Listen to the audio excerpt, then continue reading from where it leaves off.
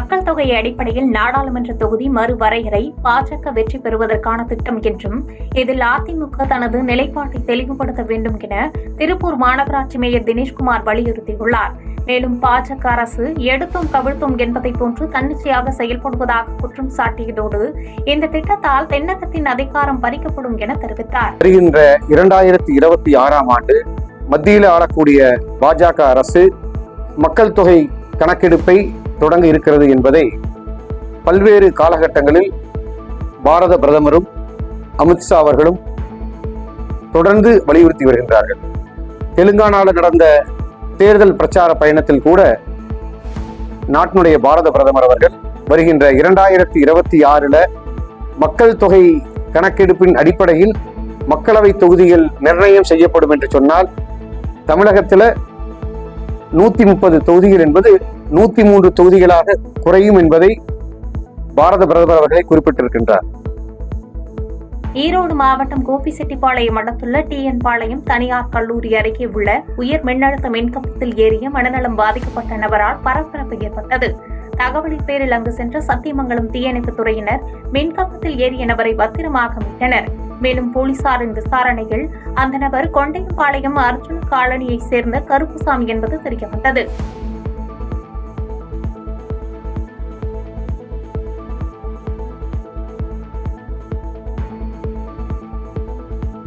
திண்டுக்கல்லில் வாடகை வீட்டில் தங்கியிருந்த வாலிபர் வீட்டின் உரிமையாளரின் 20 வயது மகள் குளிப்பதை வீடியோ பதிவு செய்த சம்பவம் பரபரப்பை ஏற்படுத்திய நிலையில் சம்பந்தப்பட்ட வாலிபரை போலீசார் கைது செய்துள்ளனர்.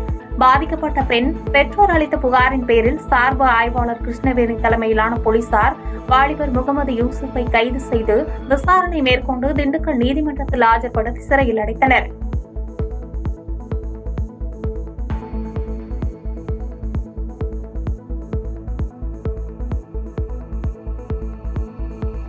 அண்ணாமலை மற்றும் சீமான் ஆகியோர் கள் விடுதலை மாநாட்டில் கலந்து கொண்டு மேடையிலேயே கல்லெறிந்து உள்ளதாக தமிழ்நாடு கள் இயக்க ஒருங்கிணைப்பாளர் நல்லசாமி தெரிவித்துள்ளது பரபரப்பை ஏற்படுத்தியுள்ளது.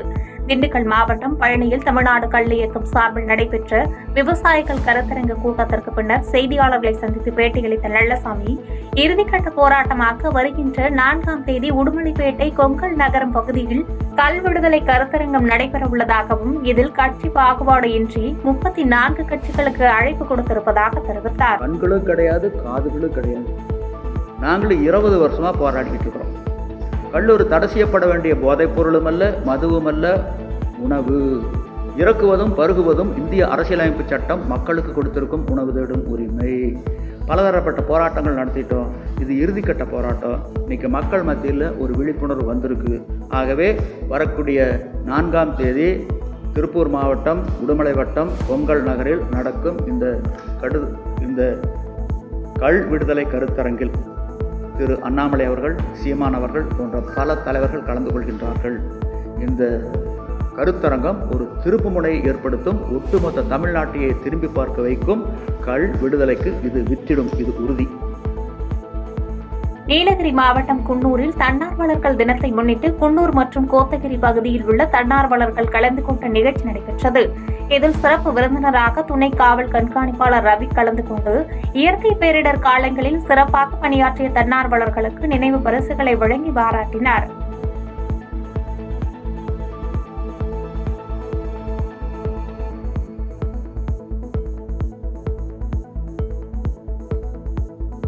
நாமக்கல் மேற்கு மாவட்ட திமுக பொறுப்பாளராக பொறுப்பேற்றுக் கொண்டுள்ள KS மூர்த்திக்கு பரமத்திவேலூர் சட்டமன்ற தொகுதி திமுக சார்பில் உற்சாக வரவேற்பு அளிக்கப்பட்டது. தொடர்ந்து அண்ணா சாலை காமராஜர் சிலைக்கு மாலை அணிவித்து மரியாதை செலுத்திய அவர் கட்சி நிர்வாகிகள் மற்றும் தொண்டர்கள் அளித்த வரவேற்பை ஏற்றுக்கொண்டார்.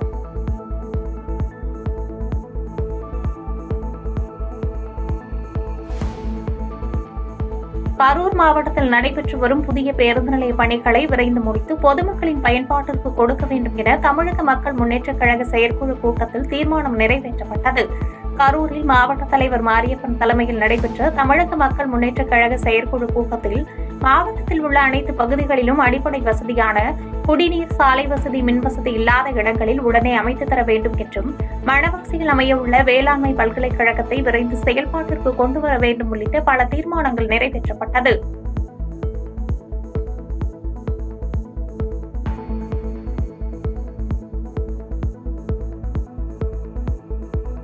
கள்ளக்குறிச்சி மாவட்டம் சங்கராபுரம் அருகே உள்ள மேல் சிறுவள்ளூரில் அமைந்திருக்கும் 23 அடி உயரம் கொண்ட ஸ்ரீ வனவத்ரி காளியம்மன் கோயிலில் உலக நன்மை வேண்டி மிளகாய் யாகம் நடைபெற்றது.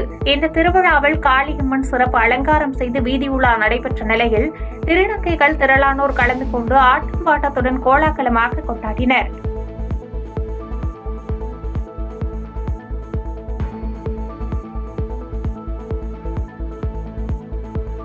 கள்ளக்குறிச்சி மாவட்டம் திருக்கோவிலூர், விழுப்புரம் மாவட்டம் அரக்கண்டநல்லூர் ஆகியவற்றை இணைக்கும் வகையில் அமைக்கப்பட்டிருந்த தரைப்பாலம் தென்பெண்ணை ஆற்றில் ஏற்பட்ட வெள்ளப்பெருக்கின் காரணமாக சேதமடைந்து போக்குவரத்து பாதிக்கப்பட்டுள்ளது.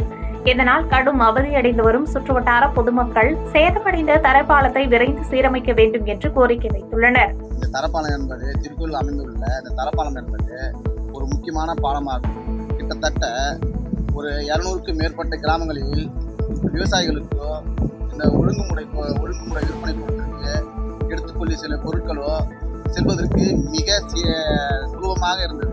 இந்த தரப்பாலம் சீரமைக்காமல் இருப்பதால் ஒரு 4 கிலோமீட்டருக்கு தொலைவில் உள்ள பெரும்பாலத்திற்கு செல்லும் வழியாக அவல நிலை உள்ளதால ஊர் பொதுமக்களுக்கு மற்ற மாணவர்களுக்கோ இளைஞர்களுக்கோ கல்வி கற்கின்ற சிறு குறு வியாபாரிகளுக்கும் மிக சிரமமாக உள்ளது.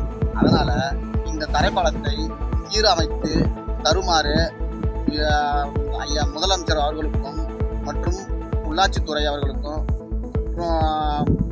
மாவட்ட நிர்வாகம் அவர்களுக்கும் ஊர் பொதுமக்கள் சார்பாகவும் கோரிக்கை வைத்துள்ளார்கள்.